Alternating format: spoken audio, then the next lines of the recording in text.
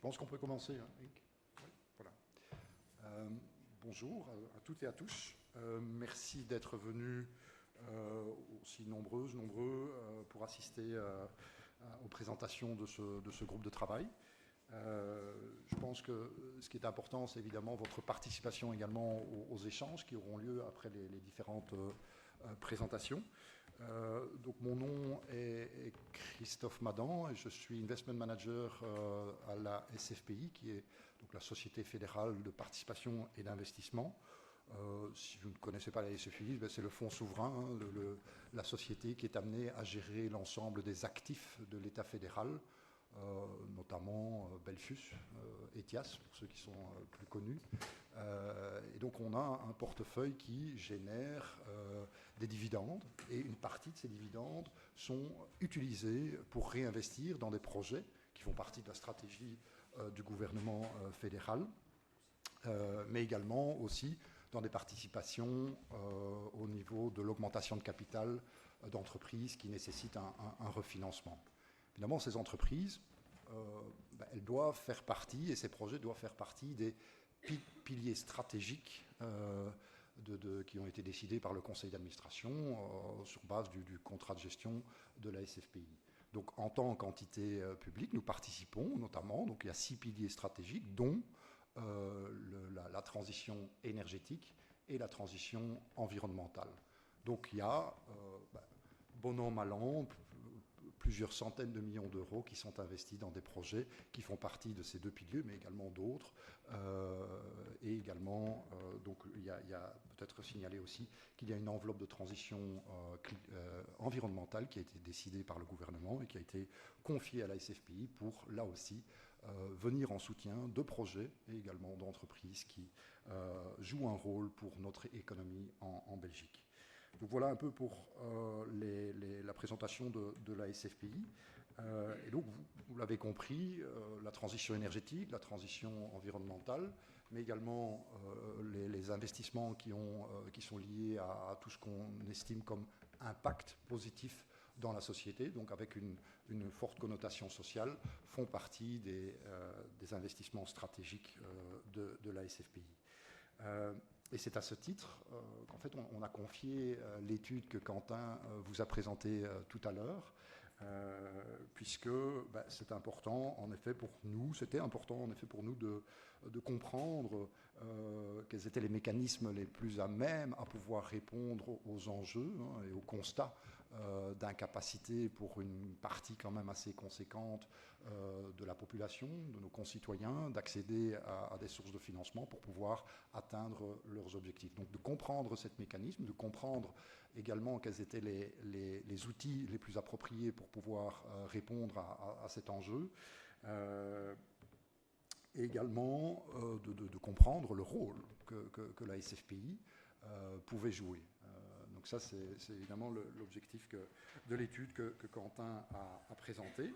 Au-delà de ça, au niveau de la transition énergétique du bâti, de manière générale, on a activé d'autres initiatives qui sont toujours en cours, notamment la rénovation des bâtiments publics fédéraux, qui est un gros projet, mais également des discussions sont en cours avec I4B, qui est un fonds d'investissement public-privé et qui vise les investissements dans des infrastructures. Les bâtiments, c'est considéré aussi comme des infrastructures, et pas plus tard que demain, je pense, j'aurai une réunion donc, avec un des patrons de ce fonds pour voir de quelle manière et sous quelle forme des investissements, notamment au niveau des logements sociaux, pourront être prévus pour permettre la rénovation de ces logements. Et donc il y a différents types de financements qui sont possibles. Quentin a expliqué 2 ou 3 outils qui ont été étudiés dans le cadre de l'étude qu'on a commandée, mais il y en a d'autres.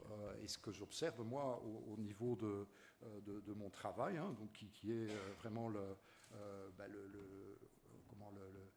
distinction et l'identification de projets qui doivent être financés, c'est qu'il y a une effervescence dans les nouveaux mécanismes de financement. Il y a beaucoup d'initiatives qui sont prises et qui vont permettre à tout ménage, à tout citoyen de rencontrer la solution de financement adéquate à sa situation socio-économique. Et c'est là où, pour la SFPI, c'est important d'être au rendez-vous. Donc nous avons la volonté de suivre toutes ces initiatives et de voir de quelle manière et à quel moment, en fonction de la maturité des projets, en fonction de la maturité des structures qui vont organiser ces différentes initiatives, nous pourrons alors participer au capital de ces entreprises en création. J'en arrive plus ou moins à la fin de mon introduction et donc je vais d'abord vous présenter les différents orateurs de cet après-midi dans ce groupe de travail. Ce que je n'ai pas fait, ce que je dois faire, c'est évidemment remercier le service de lutte contre la pauvreté, précarité et l'exclusion sociale, parce que c'est une initiative qui est extrêmement importante, d'avoir rassemblé des acteurs comme vous dans une même salle, comme l'a dit Quentin, que ce soit du nord, du sud du pays, de Bruxelles. C'est important parce qu'on est tous concernés. C'est quand même un enjeu de cohésion sociale, de faire en sorte que l'ensemble de la structure sociétale soit active dans ces objectifs. Peut-être quand même un dernier mot avant puisque Henk, tu m'as dit qu'on avait quand même un peu de temps, avant de présenter les orateurs. C'est cette relation qu'il existe entre les objectifs qui sont imposés par l'Europe en termes de réduction des consommations énergétiques par une amélioration de la performance de tout type de bâtiments, dont évidemment les logements. Et en particulier pour les logements, c'est que, à mon sens, et là je parle vraiment en ma personne, c'est que ces objectifs qui sont contraignants, qui sont obligatoires à terme, comme l'a expliqué Quentin, ils devraient, à mon sens, être accompagnés d'objectifs tout aussi contraignants dans le chef des pouvoirs publics de s'assurer que personne ne reste au bord de la route. Et là, c'est là où on sent qu'il y a des objectifs d'un côté, la société civile s'organise pour faire en sorte que tout le monde reste dans le bateau, mais que ces objectifs ne sont pas aussi contraignants pour viser justement à ce que l'État prenne des dispositions, l'État, enfin les structures d'État dans un État fédéral, prennent leurs dispositions pour viser justement à ce que ces logements, après rénovation, soient occupés par une population qui en a besoin et qu'il n'y ait pas d'exclusion à ce niveau-là, parce que il est là le véritable problème, et je pense que vous en avez discuté ce matin, c'est qu'après rénovation, évidemment, la valeur du bien n'est plus la même, et que si les personnes n'ont pas eu l'occasion d'avoir accès au financement, ils risquent alors de devoir céder leur logement à d'autres personnes et de créer une véritable... Enfin, on est déjà dans une crise du logement, une crise énergétique, mais là, ce serait vraiment un séisme au niveau social. Donc voilà, moi je voulais terminer avec ça quand même pour vous donner quand même mon point de vue personnel. Et maintenant, alors, je vais introduire les orateurs de ce groupe de travail. Malheureusement, le représentant de Energiris ne pouvait pas se rendre disponible pour cet après-midi, donc je vais moi-même faire l'introduction aux activités d'Energiris, mais ce sera très très court. Ensuite, nous aurons Johan Rosius, donc qui est board member van de Burgercoöperatie Oost-Brabant. En die gaat ons uitleggen hoe burgerskapitaal kan... Il va nous expliquer comment le capital des citoyens pourra être rassemblé, quels sont les types de services qui peuvent être fournis. Il est quand même important que chacun des collègues ici présents va vous raconter sur dans quel domaine de notre pays des initiatives peuvent être effectuées. Parce que souvent, il y a des initiatives qui sont limitées à une seule communauté, voire deux. Mais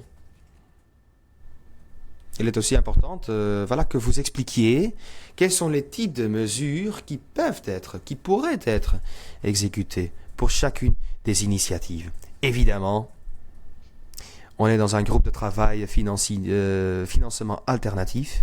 Il est également important de connaître les modalités de ce financement et comment éventuellement ce financement devra être remboursé. Donc M. Rosius va parler donc de l'inclusion de la coopération citoyenne Brabant de l'Est. Ensuite, nous avons Chris Molen de l'association flamande des villes et villages. J'ai pas reçu votre présentation à l'avance.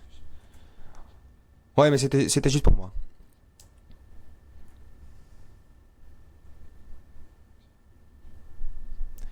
Moi aussi, j'ai hâte, de savoir ce que vous avez à nous présenter. Ensuite, Philippe Keulitz. Voilà. Bonjour Philippe. Président du conseil d'administration de l'ASBL Rénov Assistance et qui va nous présenter aussi le cadre des activités, éventuellement si c'est limité donc à une partie du pays ou pas, et le type d'interventions qui sont prévues par Rénov Assistance. Et ensuite, le workshop, vous savez, puisque vous avez participé ce matin, prévoit également des réactions. Et avant de céder la parole à la salle, eh bien, on aura l'occasion d'écouter Aurélie Ciuti, qui travaille pour le réseau wallon pour l'accès durable à l'énergie. C'est un travail fantastique, hein. On a eu l'occasion de se rencontrer, hein, puisque cette fédération rassemble des organisations sociales, syndicales, environnementales, de lutte contre la pauvreté, et qui vise le droit d'accès à l'énergie pour tous. Donc c'est un lobby très important pour faire avancer les choses dans ce domaine. Donc voilà, je vais tout d'abord, pas céder la parole, puisque je vais prendre la parole et parler au nom de Energiris. Mais je vous écoute d'abord. Ja, stond niet op mijn... Vous n'étiez pas sur ma feuille ici. 4.2.2. Ah oui, quand même. Ah oui, tout à fait. Enchanté. Moi aussi, je suis curieux de vous écouter. Je suis désolé. C'était pas sur ma feuille, je suis désolé. Mais enchanté de toute façon. Et à nouveau, je suis très curieux. Vous l'avez introduit, notre collègue de Energiris n'a pas pu être présent aujourd'hui, donc je vais retrouver la fiche qu'on m'a demandé de lire en son nom. C'est très court, vous allez voir. Donc Energiris, tout d'abord, c'est une initiative qui est uniquement active en région bruxelloise et qui vise le financement, en termes de financement, le financement citoyen. Et qui a comme type de mesure qu'il propose, c'est l'installation de panneaux solaires photovoltaïques. Donc d'un côté, ces panneaux solaires sont donc financés par les citoyens et en outre par l'acquisition de parts dans la coopérative. Ces citoyens donc peuvent financer différents projets d'installation de panneaux solaires photovoltaïques. Donc les publics cibles qui peuvent donc financer leur installation par Energiris, installation donc de panneaux solaires photovoltaïques, ce sont les propriétaires d'un bien, soit des copropriétés, mais également des propriétaires publics comme les communes, CPAS, écoles, entreprises. L'Energiris donc prend en charge l'investissement et la maintenance de ces installations pendant 10 ans et perçoit les primes et éventuellement les certificats verts s'ils sont toujours d'actualité. Donc, comme je l'ai dit, le bien sur lequel ces panneaux peuvent être installés doit être situé dans une des 19 communes de la région de Bruxelles-Capitale. Il y a un formulaire en ligne qui est disponible pour pouvoir remplir, mais également vous pouvez les contacter par email ou téléphone. Et actuellement, ce sont 2400 ménages qui sont alimentés par de l'électricité verte grâce à l'initiative d'Energiris. Et je pense que dans les documents qui vous sont remis, vous avez un lien Internet qui vous permet alors d'en prendre un peu plus connaissance de cette initiative Energiris qui existe quand même depuis plus de 10 ans maintenant en région bruxelloise. Voilà, et à présent, je reviens sur votre fiche et qui va me permettre alors de vous céder la parole pour que vous puissiez alors nous parler de la Bureau Energiecoöperatie Oost-Brabant. Dank u wel, Christophe. Je vous remercie, Christophe. En fait, je suis le représentant administrateur de la coopération énergétique Brabant de l'Est. On est donc actif à l'est de Bruxelles, jusqu'à la frontière limbourgeoise. On espère que ce système en fait va s'élargir parce qu'on reçoit beaucoup de signaux positifs. Brièvement, qu'est-ce que notre coopération fait? En fait, on essaie d'activer le capital des citoyens dormants afin d'octroyer des actionnaires. Les citoyens peuvent s'y inscrire. En d'autres mots, on leur accorde le financement, le capital pour pouvoir financer des projets. Des éoliens, par exemple. La chaleur sont deux formes d'énergie. En fait, ça se fait sur des territoires ou des toitures, des parties tiers, excusez-moi. Et pour 95%, c'était au niveau des villes et villages. Et pour le secteur non-profit, et je parle d'installations gigantesques. Les bénéfices. On essaie de les garder au sein de la communauté sociale.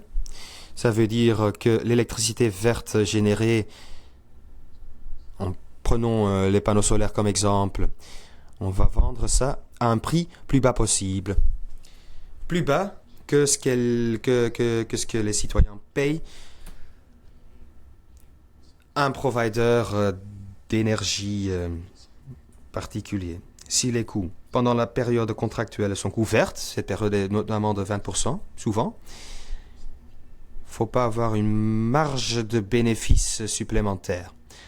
Autre partie des bénéfices financiers, on laisse percoler ces bénéfices vers les actionnaires. Ils reçoivent un dividende, 3 à 4%. On a 1200 actionnaires, quelques 1200 actionnaires.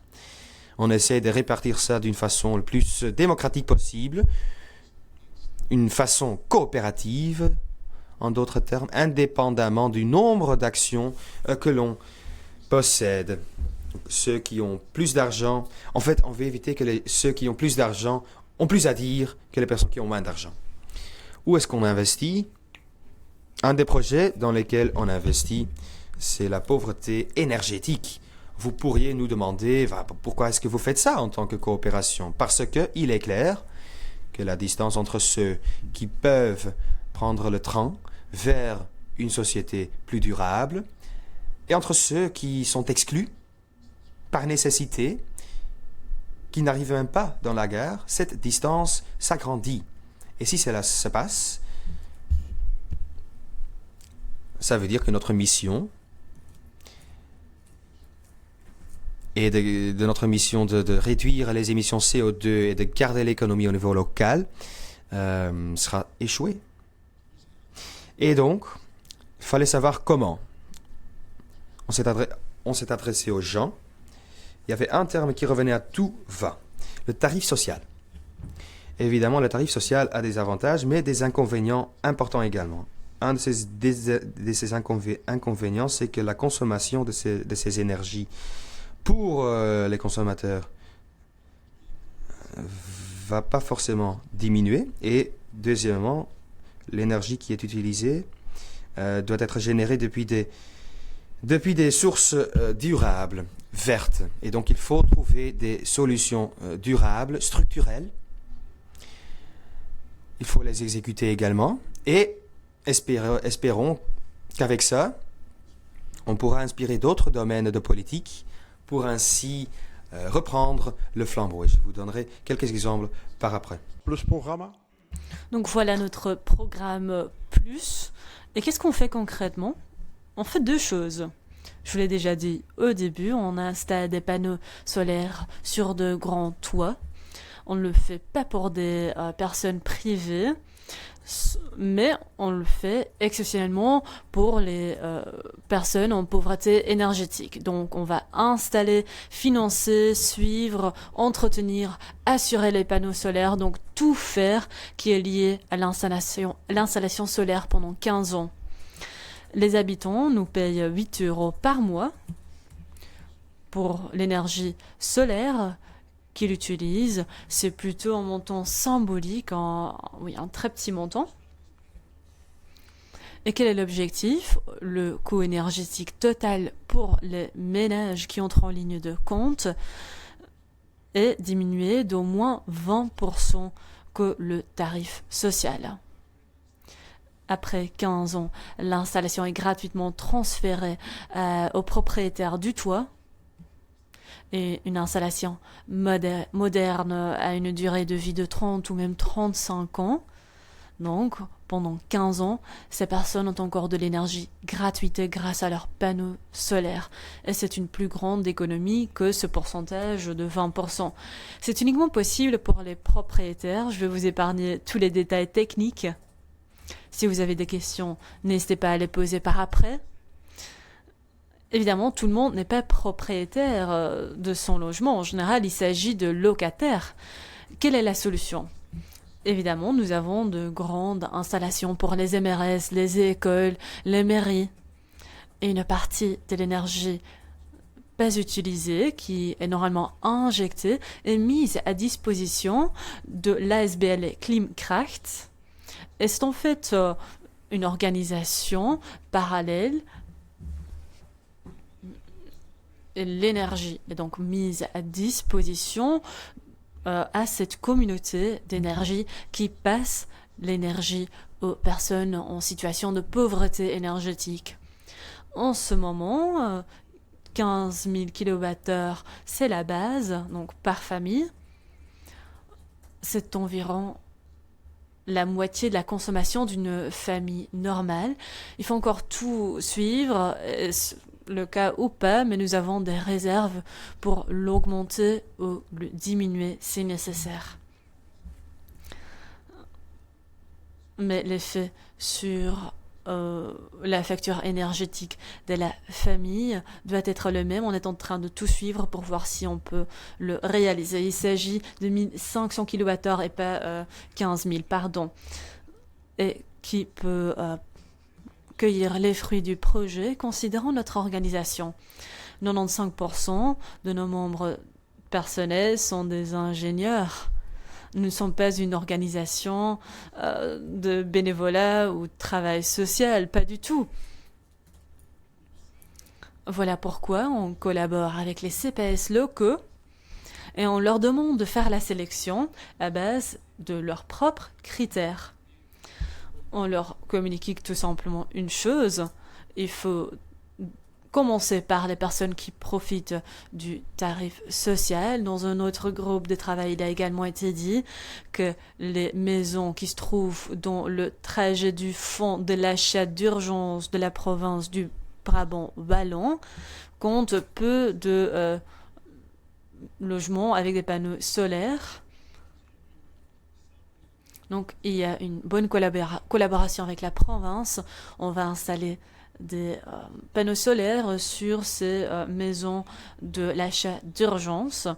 Et les CPS nous communiquent deux choses.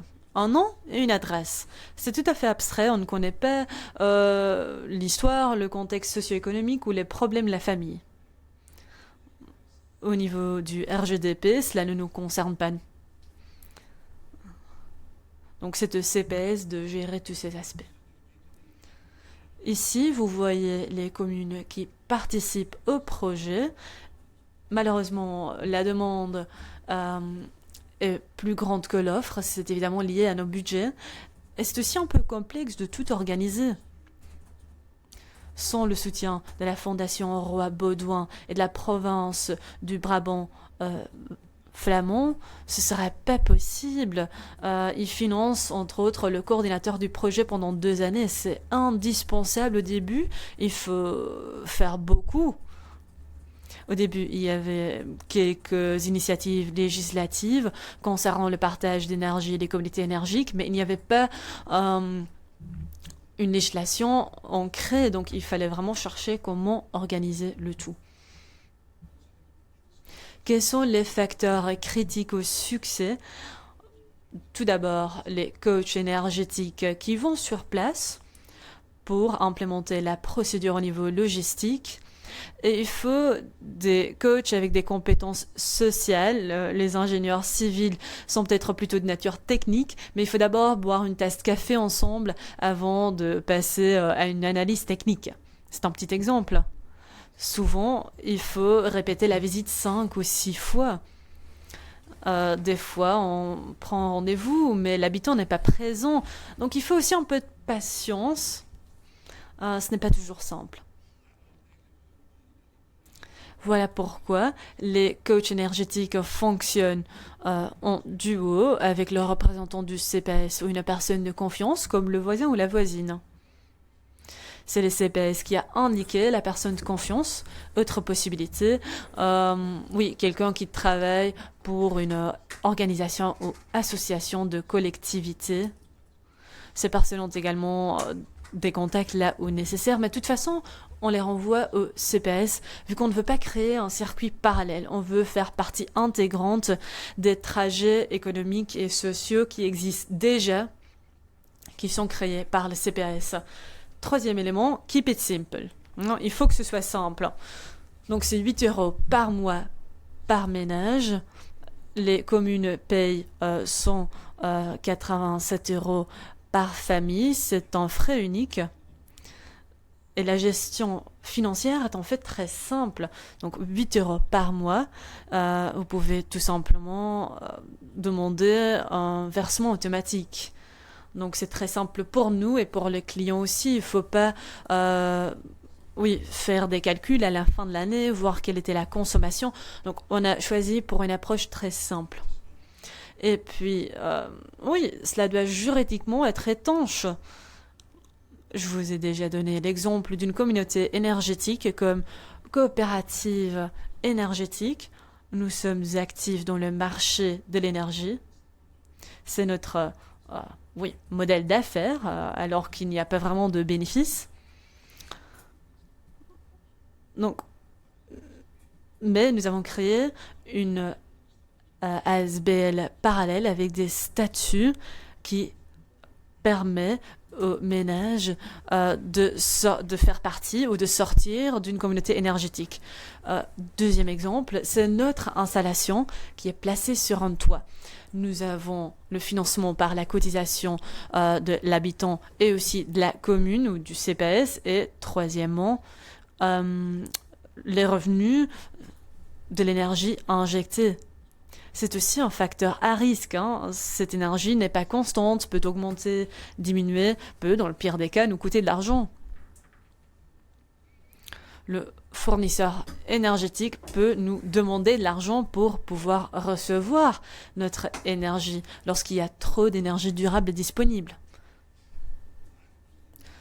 Mais donc, cette énergie injectée doit d'abord arriver chez nous. Mais en fait, cette énergie fait partie d'un toit et d'une maison en propriété privée. L'énergie solaire, c'est pour l'habitant et l'injection, c'est pour nous. Ce n'est pas tellement évident. Il faut une construction juridique pour tout solidifier. Voilà, c'était 2 exemples, mais en fait, il y en a 50. On est pionnier.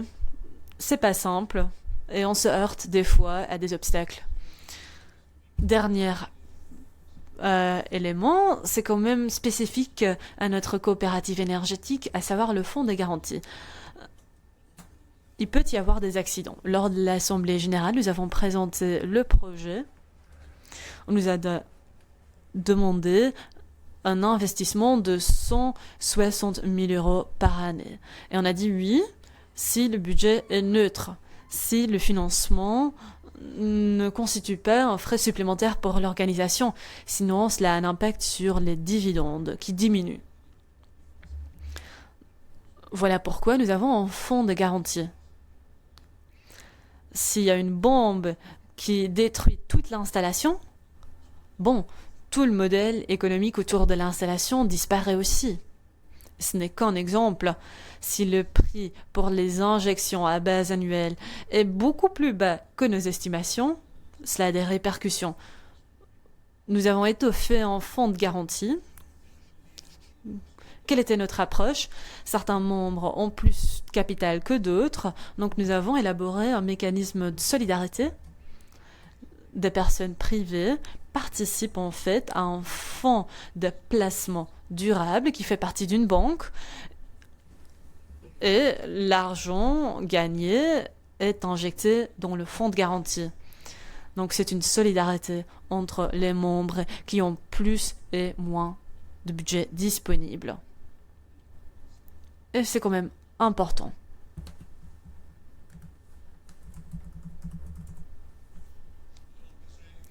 Et je vous l'ai déjà dit, on veut une solution structurelle, d'un côté de l'énergie durable, aussi pour ce public cible, de l'autre côté, on veut que les frais pour ce public cible changent de façon structurelle et je crois que le projet réussit dans ce. Néanmoins, l'objectif principal était de créer un effet de boule à neige, donnerait une nouvelle impulsion au marché, constituerait une source d'inspiration pour que d'autres nous copient. Certaines villes ont très vite fait un coup de fil pour nous demander de faire une même chose de leur ville ou commune. Et c'est ce que nous avons fait au début, mais en toute honnêteté, nous n'avons pas la capacité pour prévoir toute la Flandre des connaissances, des outils, etc. Voilà pourquoi Chris, à côté de moi, qui représente l'organisation des villes et communes flamandes, nous a demandé de créer un paquet que l'organisation peut repliquer. Notre propriété intellectuelle peut être donnée à l'organisation ou l'association des villes et des communes. Donc, il va peut-être esquisser l'état des lieux. C'est un collègue à moi qui suit le tout et ce serait magnifique si c'était possible. Surtout parce que cela pourrait constituer une clé. Il faut aussi de l'assistance technique pour les communes. Puis il y a des organisations comme SAMO qui essayent de nous copier. L'effet n'est pas encore parfait, mais les premiers signes sont très positifs. Donc voilà le projet des constructeurs solaires plus en quelques mots. Merci. Merci pour votre présentation.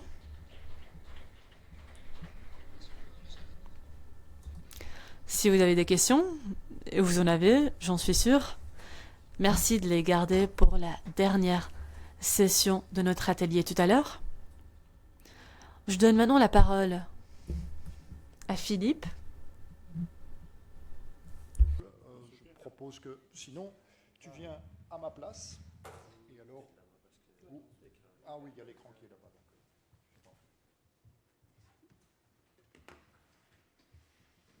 Voilà.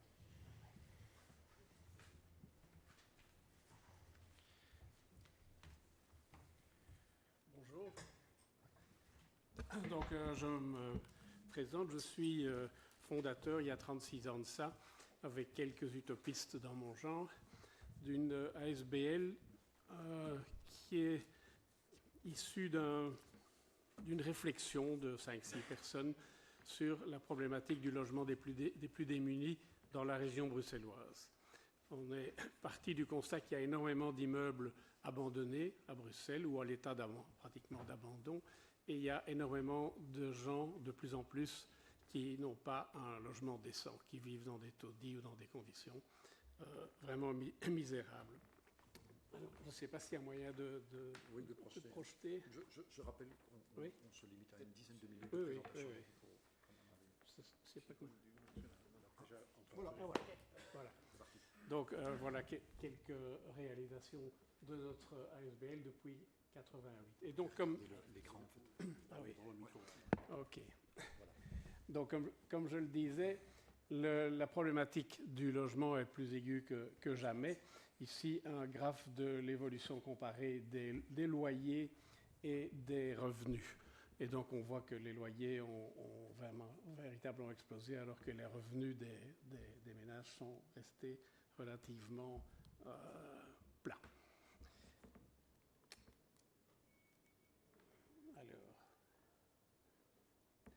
ici, le nombre de personnes sur liste d'attente pour des logements sociaux. Donc, vous voyez aussi là que le nombre explose, alors que la mise à disposition de loyers, de logements par les sociétés de logements sociaux est aussi relativement stable, donc un problème évident.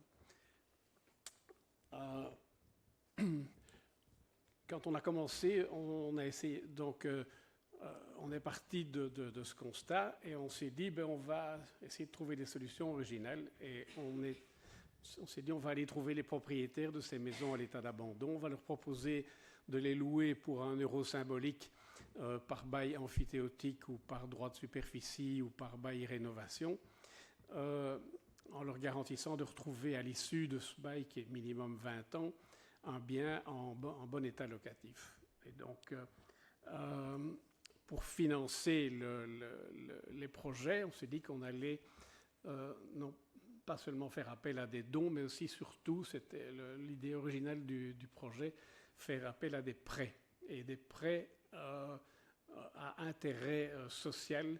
Donc, on proposait à nos prêteurs de nous rembourser au taux de l'index. Ils retrouvaient ainsi leur pouvoir d'achat, mais pas plus, et ils donnaient un rendement social à l'investissement dans notre projet. Quand on a créé ça, on pouvait avoir 10% en banque et l'index était de 2%. Donc c'était un fameux apport. Malheureusement, au cours du temps, ça s'est un peu inversé. Et donc maintenant, on est quasiment à l'inverse avec l'inflation. Et donc là, on a dû revoir tout à fait notre politique vis-à-vis de nos prêteurs. Certains ont accepté, d'autres pas. On les a donc remboursés. Mais on a décidé, pour pouvoir continuer à fonctionner, de plafonner le remboursement à 2%, qui était historiquement le taux qu'on pouvait offrir. Alors donc ça, c'est une partie du financement de nos projets. Une autre importante est évidemment les primes, mais les primes aussi, quand on a commencé, on pouvait avoir 30%, qui était le montant pour des primes aux ASBL. Aujourd'hui, les coûts de construction ont explosé et les primes, grosso modo, aujourd'hui, c'est 20%. Donc, on se retrouve avec beaucoup de problèmes, mais quand même des projets. Bon, encore quelques graphiques qui rappellent l'urgence. Ici, c'est une carte intéressante où on voit les plus gros problèmes de logement, et on voit bien que c'est dans le bassin de la Seine, dans le centre de Bruxelles, que les problèmes sont les plus criants, et c'est là qu'on est évidemment les plus actifs. La grande majorité de nos projets sont là. Donc 4500 logements vides dans la région bruxelloise et près d'1 million de mètres carrés de bureaux inoccupés. Alors voilà, ça c'est quelques photos de l'état des bâtiments qu'on visite et qu'on propose de reprendre. En travaillant à la rénovation, on voulait faire coup double en fait. C'était éliminer des chancs urbains et procurer des logements aux plus démunis. Alors, les étapes de nos projets, c'est la prospection. Au début, on repérait des bâtiments, on trouvait leurs propriétaires, on leur proposait. On a eu beaucoup de refus à cause des temps qu'on demandait, de près de 20 ans, chez les particuliers. Mais par contre, assez rapidement, au niveau des communes, des CPAS et tout ça, qui ont un patrimoine immobilier gigantesque en région bruxelloise, ça a accroché. Et donc, nos premiers projets, c'est la ville de Bruxelles qui nous a confié une série de maisons. On avait négocié pour 30 ans, et le jour de la signature, le bourgmestre de Marais a barré 30, il a mis 50. Donc, le premier logement qu'on a eu on l'a encore en gestion, mais pour un euro symbolique.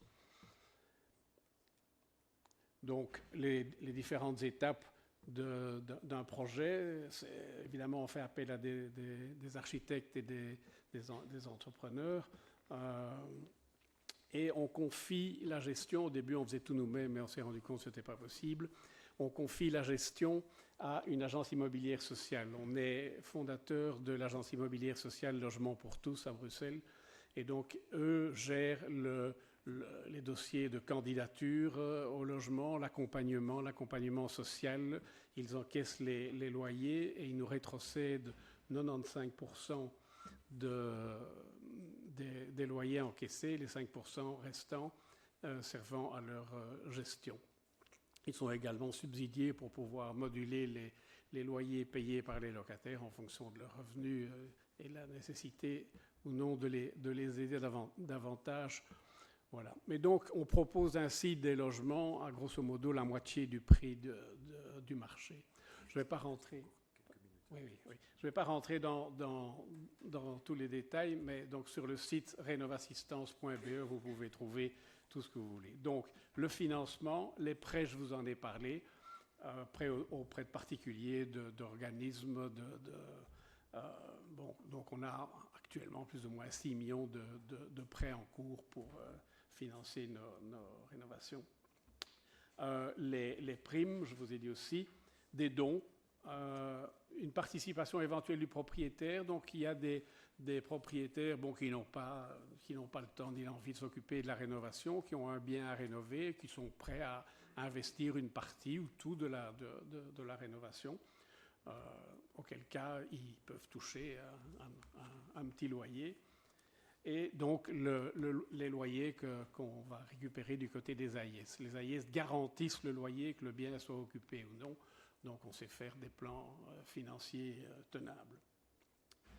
Voilà. Alors avec ce système, on a déjà relogé un peu plus de 150 familles dans 52 immeubles qu'on a rénovés. Grosso modo 500 personnes relogées. Et chaque bon an, mal an, on a 4 à 5 projets par an d'une vingtaine de logements. Voilà quelques photos avant, après. Et voilà. Alors, donc, ce qu'on demande, c'est aux propriétaires d'immeubles, que ce soit de l'institutionnel ou des particuliers, qui n'ont pas les moyens, ni l'envie, ni le temps de les rénover, de venir sonner chez nous. On demande des prêts auprès de particuliers ou d'institutions. Les dons sont toujours les bienvenus pour arrondir les budgets. Parfois, les plans financiers se plantent. Avec l'augmentation du coût de la construction, pour le moment, on a eu quelques tuiles. Et on a des legs aussi. Les legs en duo ont assez bien fonctionné pendant une période et ça continue à fonctionner. Il y a des gens qui pour éviter des droits de succession trop élevés, font un leg à des personnes à qui ils veulent léguer quelque chose, mais en duo avec une ASBL, et finalement, c'est win-win. Et donc, on a hérité comme ça de quelques bâtiments qui constituent un patrimoine immobilier dont nous sommes propriétaires. Nous avons logé ça dans une fondation, la fondation Pro Rénovassistance, et qui est un peu la garante du remboursement de nos prêts. Et ça, nos prêteurs y sont sensibles. Les entreprises aussi, on sponsorise parfois des événements, des inaugurations, des choses comme ça, et puis aussi des dons et des prêts. Voilà. Je ne vais pas m'attarder plus. Donc, toute information sur renovassistance.be, et je suis à votre disposition pour répondre aux questions. Merci beaucoup. Merci Philippe. On va enchaîner. En fait, j'ai été très généreux avec le temps au début et je m'aperçois quand même que l'horloge avance. Je n'ai pas beaucoup d'expérience dans ce genre de choses, vous le voyez. Donc, je vais céder la parole tout de suite alors à Chris. Ja. Ik zal van hier Ja, van hier.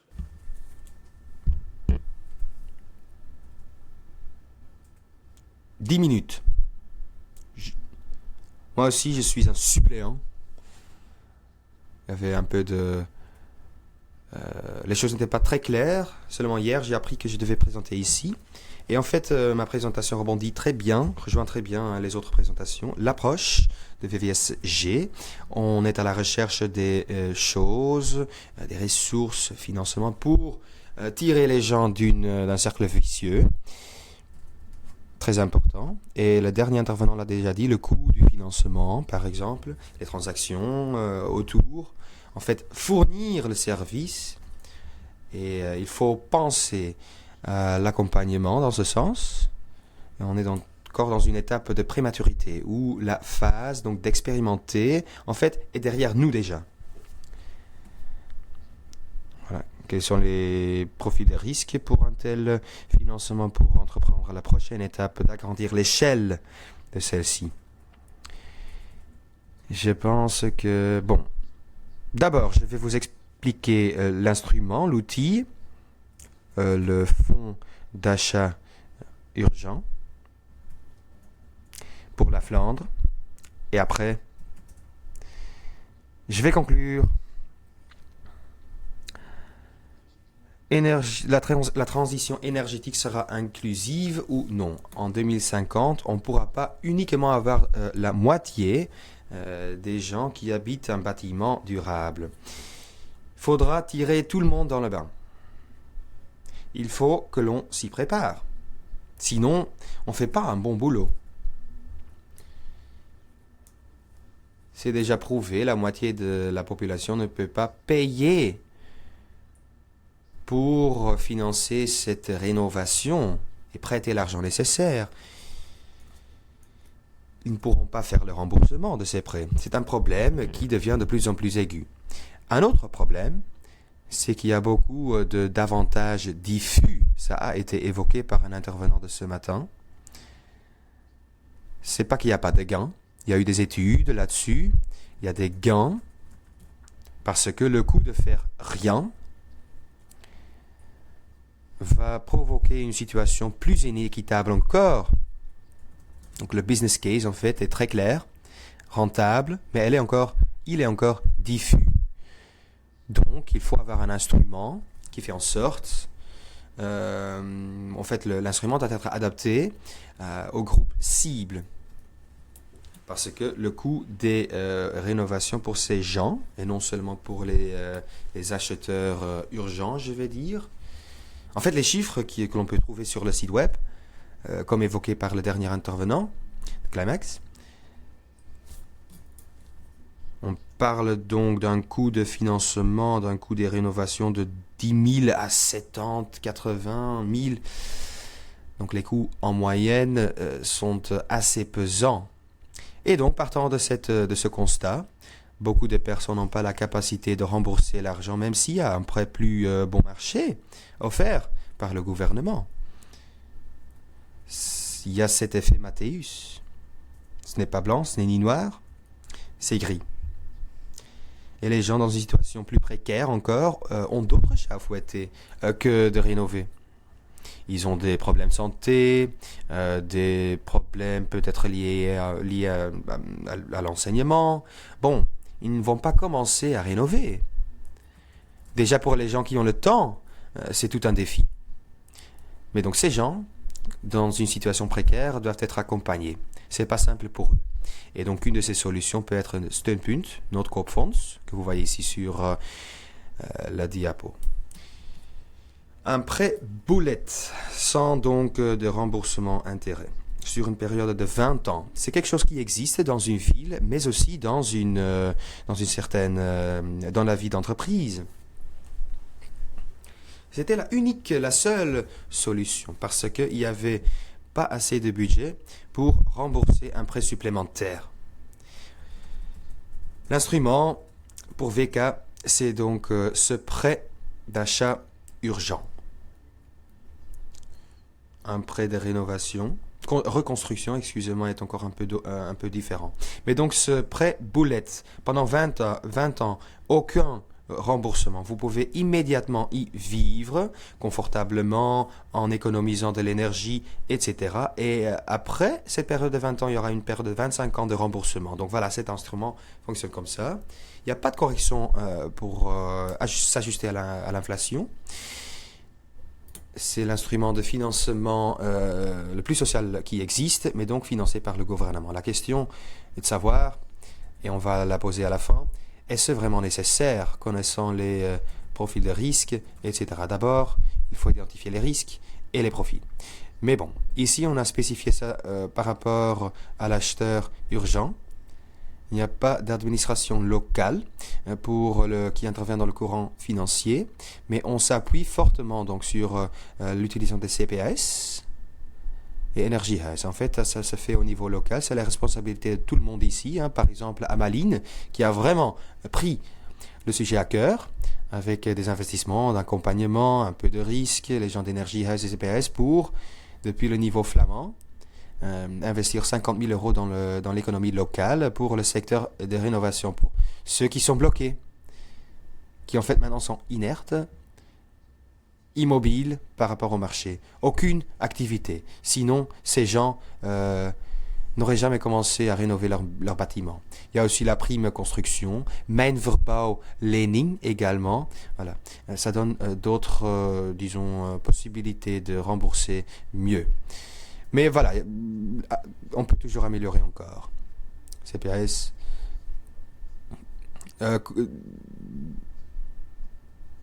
Au niveau de la technique de la construction, il y a Energy House. Autrefois, c'était avec Coles. Il y avait une sorte d'accompagnement depuis le niveau flamand qui était prévu pour chaque dossier, chaque trajectoire, chaque famille, jusqu'à 3 000 euros. Maintenant, ce montant a été augmenté et on va aller jusqu'à 9 000 euros par dossier. Donc les coûts de transaction, les coûts d'accompagnement sont donc payés par le niveau flamand.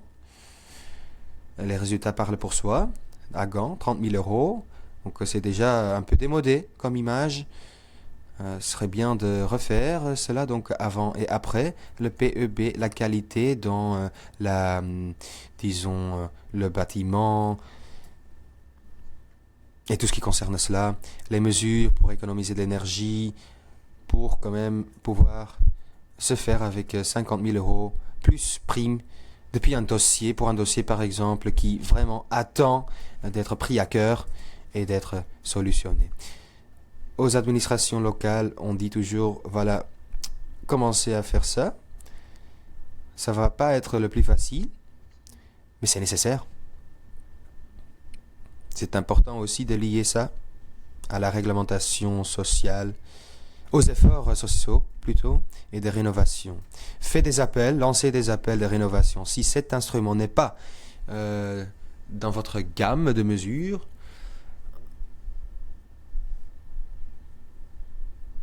si les gens n'ont pas d'argent, ils ne vont pas rénover. Donc il faut ajouter cet instrument à notre gamme et cet effort de rénovation que vous faites de toute façon en tant qu'administration locale.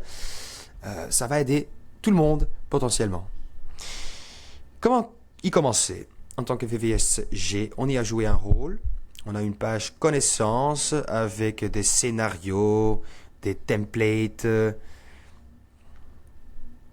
et provenant de différentes administrations locales. On organise des webinaires. Il y a des facs. En fait, il ne faut pas réinventer l'eau chaude. Travailler sur mesure locale, évidemment, est important. Mais la politique, les campagnes de rénovation actuelles qui existent déjà doivent être munies par donc cet instrument supplémentaire pour garder...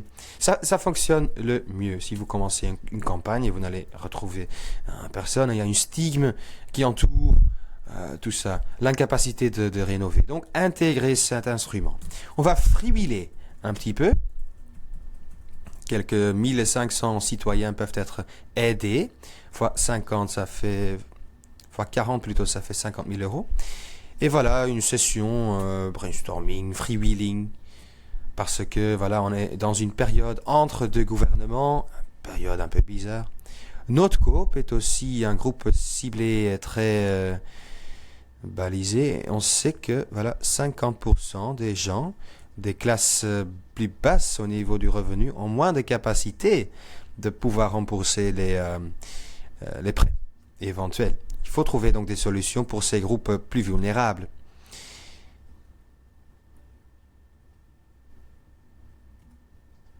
Donc si on augmentait ce tout, on pourrait déjà s'adresser à plus de personnes. Et ici en mots, vous voyez donc voilà, l'obligation de rénovation, c'est le plus bien marché que l'on peut faire. Les gens qui peuvent se le payer vont pouvoir le faire. Ceux qui sont dans un PEBF, qui ont l'argent, peuvent facilement installer une pompe à chaleur. En fait, le label ne représente pas la consommation réelle de l'énergie. C'est ce dont on a parlé ce matin. On le revoit dans les graphiques. Ceux qui habitent un bâtiment PEBF sont ou vivent dans le froid. Donc il faut avoir une obligation différenciée des rénovations. Voilà en 2 mots. Et puis les primes.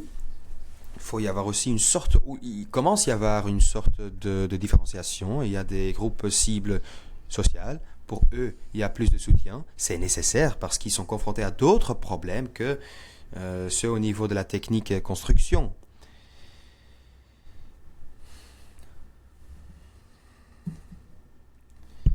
Et puis il y a les groupes plus vulnérables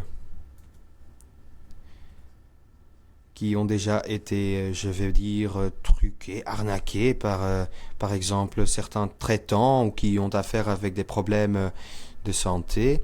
Alors là, avec ces 9 000 € de Noodkoop Fonds, je pense que la plus grande partie, les plus grandes nécessités et les plus grands besoins sont couverts.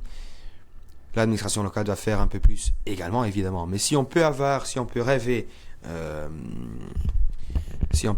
un petit peu...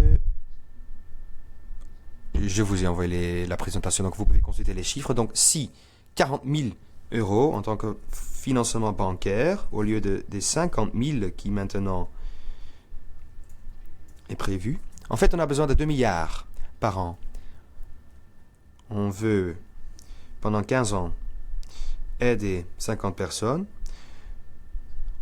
Ceux qui sont sur le tarif social, il y aura encore des choses à rénover, mais disons que 50 000 personnes.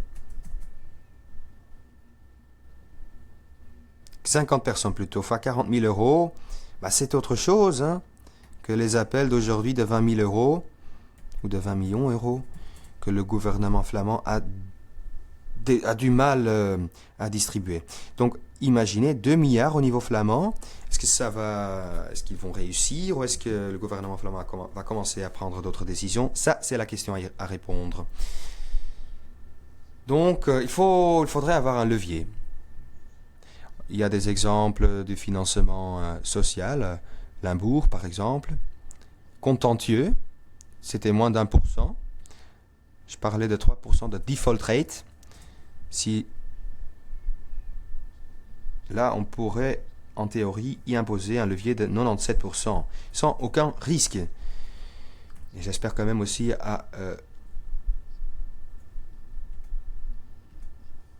ici, dans d'autres temps, j'ai encore utilisé 1% pour mes calculs. Dans le temps, c'était vraiment 1%. Belfius, par exemple, voulait peut-être suivre cette histoire. Mais donc, on aura besoin de 2 milliards d'euros. Au total, 30 milliards sur une période de 15 ans. Et donc, de tirer de l'impasse les familles qui en ont besoin. Maintenant, c'est le gouvernement flamand qui prête l'argent depuis le budget flamand.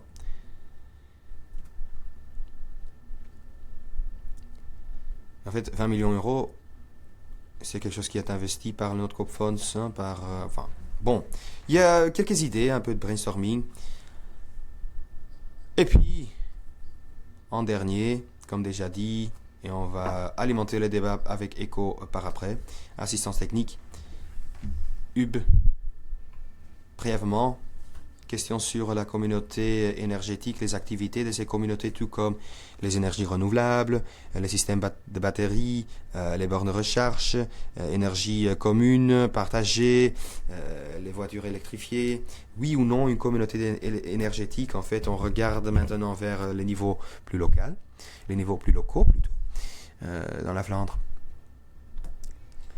Donc une antenne serait bien, point de contact pour chaque communauté énergétique. Et maintenant, je conclus, comme dit tout à l'heure, pour les prêts Noodkoop Fonds. Il y a encore plein de choses à améliorer. Je vous remercie. Merci de votre exposé, Chris. Nous avons encore énormément de temps pour notre dernier orateur. Qui commence? Vous êtes collègues, donc c'est peut-être parfait. Oui, oui, n'hésitez pas à venir.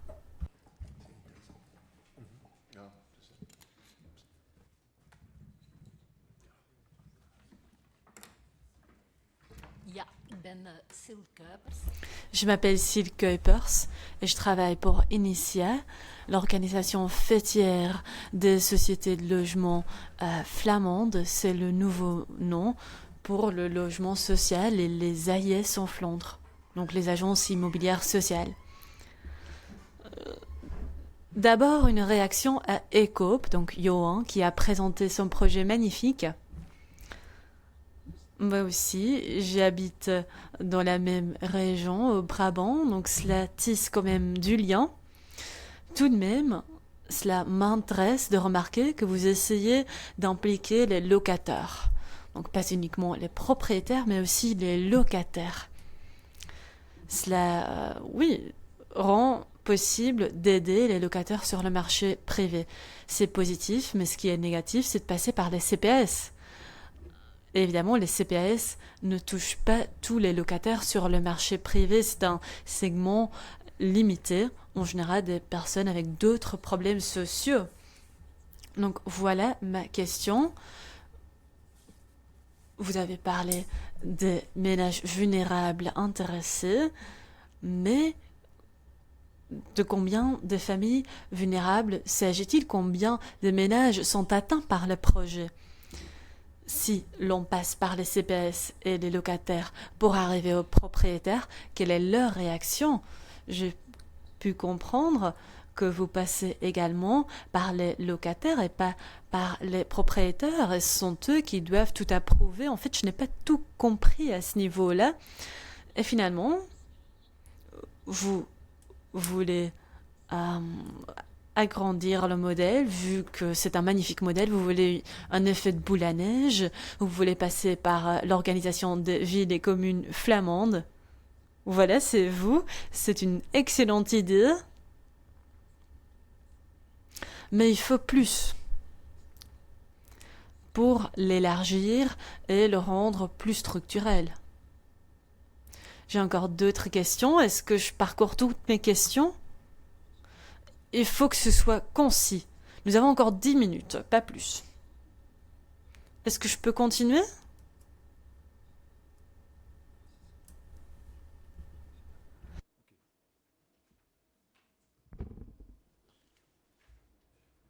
J'y vais.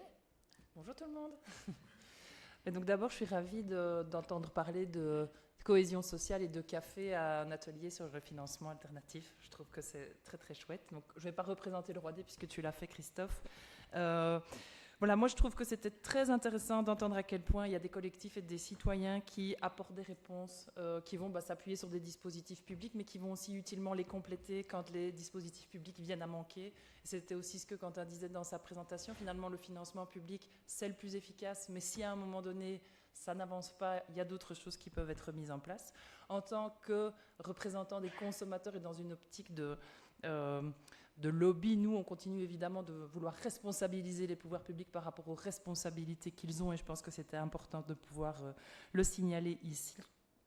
Alors, on n'a pas beaucoup parlé du tiers investisseur, mais quand même, c'était dans la liste des projets dont on allait parler. Et Quentin l'a dit aussi tout à l'heure, attention, on n'a pas toujours, quand on parle de rénovation, tant de capacité de remboursement via les économies d'énergie. Tu parlais du prix de l'énergie qui n'était pas si élevé. Nous, sur le terrain, on est aussi vraiment confrontés à des personnes qui se privent tellement que finalement, la rénovation, elle permet d'augmenter le confort, de payer à ce que les personnes vivent plus dignement, sans forcément permettre de dégager du revenu disponible. Et ça, c'est vraiment un élément important pour nous, en rappelant évidemment que le droit au logement décent et le droit à l'énergie, mais ce sont des droits. Et donc ça, c'est évidemment quelque chose d'essentiel dans notre approche. Il y a eu toute une discussion à un moment donné avec Johan sur le tarif social. Et donc moi, je rejoins tout à fait cette idée qu'il y a un enjeu à ce qu'il y ait un lien avec de l'énergie verte.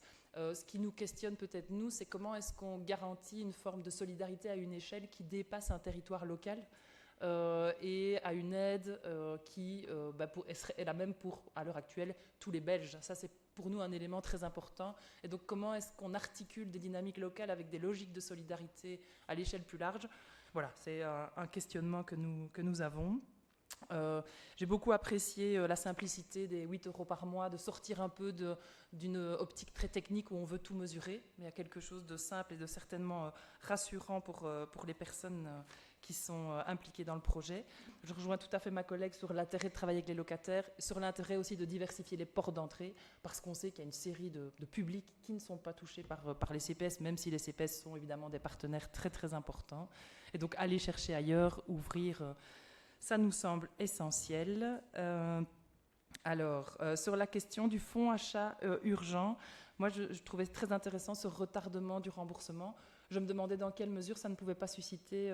comment c'était perçu par les personnes, parce que dans notre contact avec les gens, on sent quand même que la perspective de s'endetter, elle peut être très angoissante. Et donc cette idée que le remboursement est reporté à des années plus tard, voilà, je voulais avoir un peu d'infos sur la perception des personnes. Et puis aussi sur la question des personnes âgées, qui sont un public cible, voilà, qu'on a vraiment beaucoup de difficultés à toucher. J'ai sûrement encore envie de vous dire plein de choses, mais je sais que le temps est compté. Peut-être l'enjeu de la réplication, j'entends qu'il y a tout un travail qui se fait à l'Union des villes et des communes flamandes, mais il faut peut-être aussi qu'on se parle encore plus entre flamands, entre wallons, entre bruxellois, parce qu'il y a plein de choses qui se passent sur le terrain et finalement, on n'est pas encore au courant. Merci au Service fédéral de lutte contre la pauvreté pour l'organisation de cette journée. J'espère que la traduction a survécu à mon débit.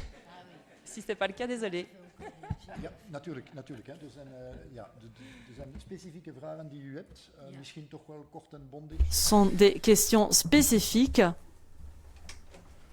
Donc merci d'être concis pour que nos orateurs puissent donner un mot de clôture. L'histoire de Philippe est intéressante. Je pense aussi aux AIS en Flandre. Donc on loue des maisons des propriétaires et on fournit un accompagnement pour rénover la maison.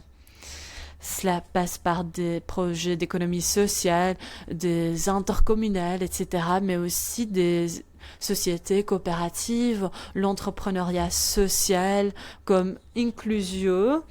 Donc, ce sont des investissements sociaux. En ce moment, pour les AIS, c'est compliqué. Donc, le propriétaire comme client. C'est compliqué. Pourquoi? Cela demande beaucoup de temps, d'énergie personnelle, du personnel qui a les compétences techniques et sociales pour atteindre ce public cible.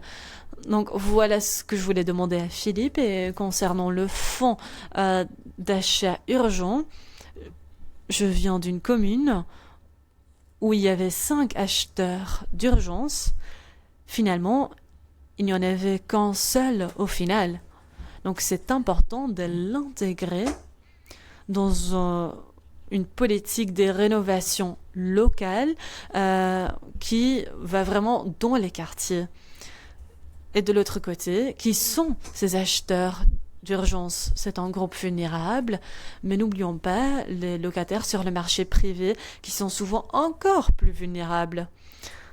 Nous avons beaucoup dit ici aujourd'hui, mais il faut faire la distinction entre les locataires sociaux et les locataires vulnérables sur le marché locatif. D'après mon organisation, il n'y a qu'une seule solution, à savoir construire plus de logements sociaux. Il faut de l'argent pour le faire. Vous avez tout calculé. Il faut investir l'argent dans la construction. C'est une approche très inclusive et un changement structurel en fait pour avoir des logements plus énergétiques. Donnons la parole aux autres. Merci de l'interaction. Hélas, nous n'avons pas le temps pour vos questions et vos réponses. D'abord, vous trois, donc merci d'être concis. Et voilà le micro. Oui, la première question de Syl. Concernant les CPAS, on rate un certain public cible, c'est correct. Nous avons parlé avec beaucoup d'associations et d'organisations. Comment assurer cet aspect? Je vois que tout le monde dit non de la tête. Et en effet, il y a énormément d'associations au niveau local, mais comme coopérative énergétique, c'est impossible pour tout gérer pour nous. C'est pas non plus notre mission. Voilà pourquoi on se focalise sur le CPS.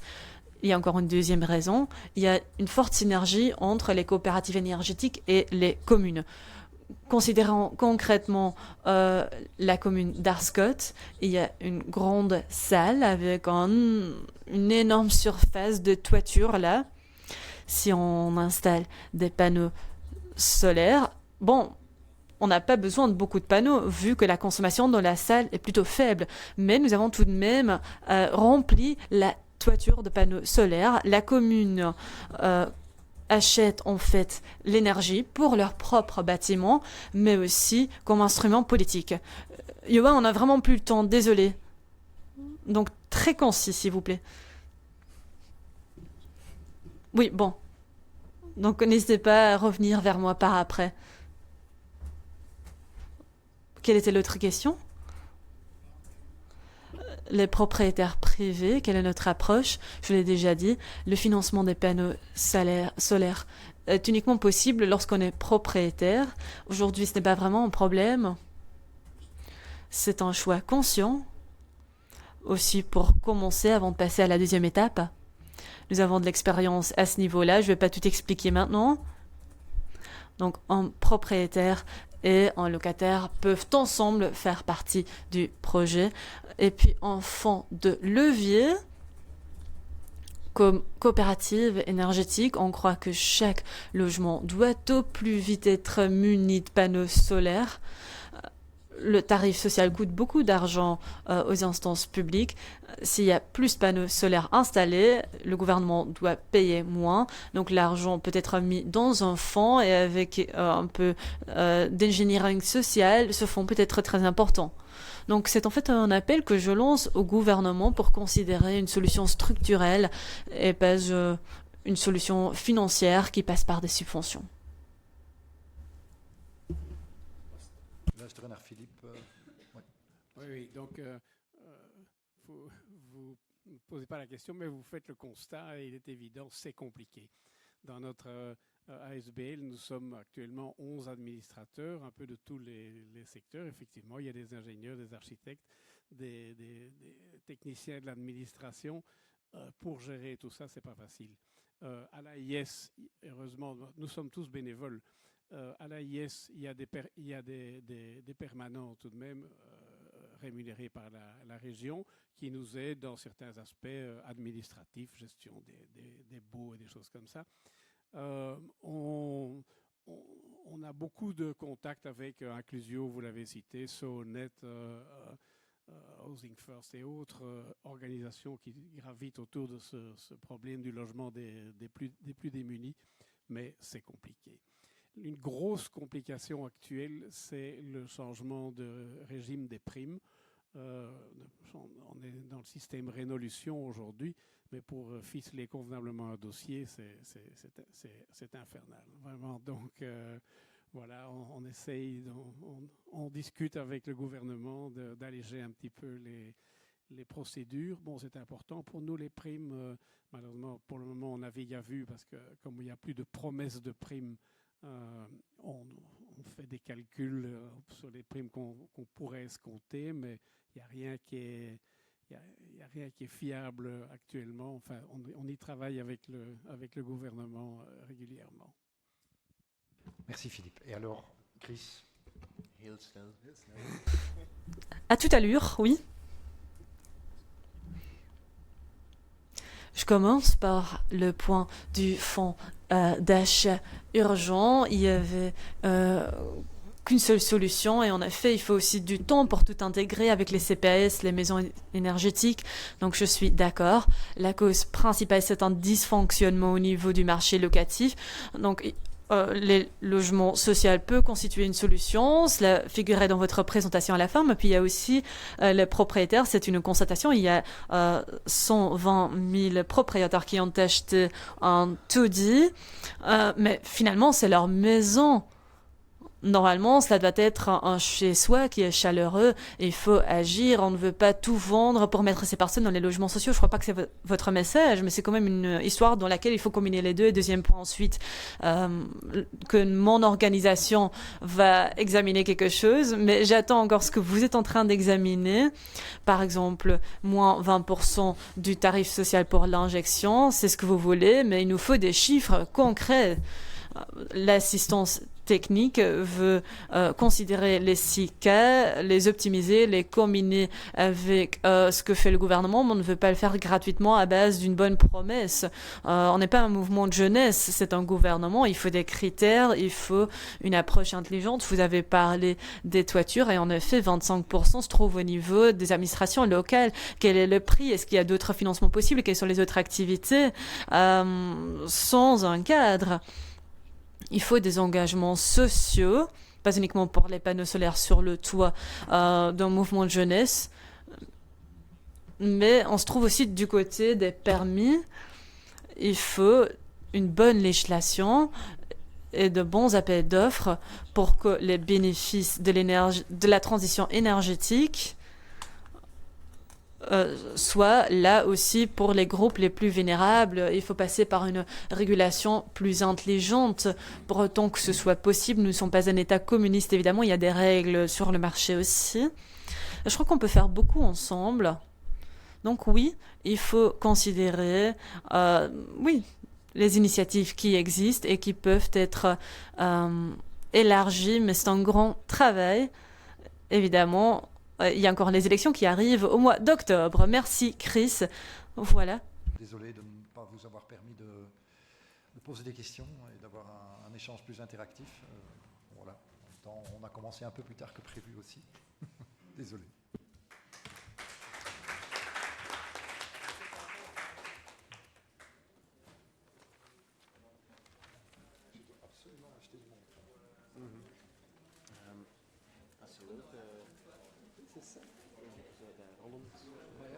Ik heb daar eens een nota 2,5 jaar geleden geschreven met een PowerPoint met wat studies en bronvragen en daar gaan challengen, ook met VK's.